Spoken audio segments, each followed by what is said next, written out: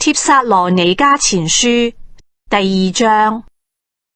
弟兄們，你們自己知道，我們來到你們那裏，並不是徒然的。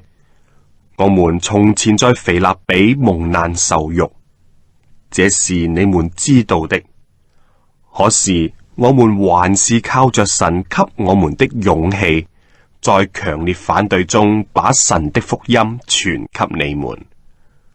我們的勸勉不是出於錯誤，也不是出於污穢，也不是用詭詐，但神既然認定我們經得起考驗，把福音託付我們就照着傳講，不是要討人喜歡，而是要討那考驗我們的心的神喜歡。因為我們從來沒有用過諂媚的話，這是你們知道的，也沒有藏着貪心，這是神可以作證的。我們作為基督的使徒，雖然可以受人尊重，卻沒有向你們或向別人求榮耀，反而在你們當中心存溫柔，如同母親哺乳自己的孩子。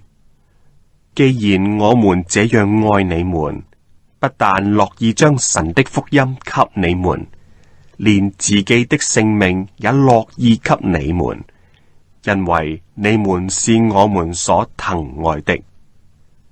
弟兄們，你們紀念我們的辛苦勞碌，晝夜做工，傳神的福音給你們，免得你們任何人受累。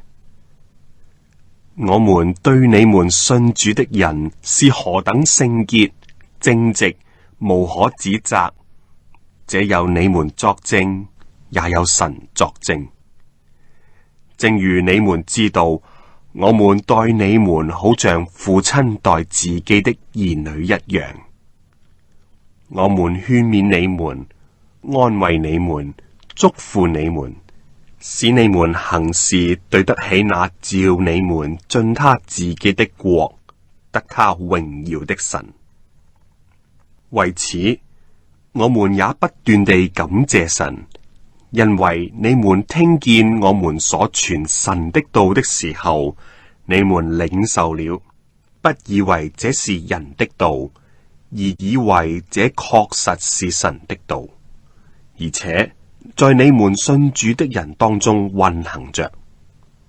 弟兄們，你們與猶太地區神的各教會，就是在基督耶穌裏的各教會，有同樣的遭遇，因為你們也受了同胞的迫害，像他們受了猶太人的迫害一樣。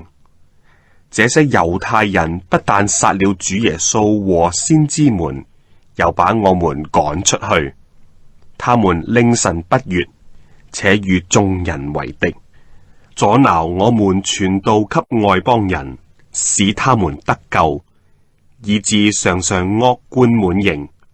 但神的憤怒終於臨到他們身上。弟兄們，我們被迫暫時與你們分離，身體離開，心卻沒有。我們極力想法子渴望見你們的面，所以我們很想到你們那裏去。我保羅有1-2次要去，只是撒旦阻擋了我們。當我們的主耶穌再來，我們站在他面前的時候，我們的盼望、喜樂和所誇的冠冕是什麼呢？不正是你們嗎？你們就是我們的榮耀和喜樂。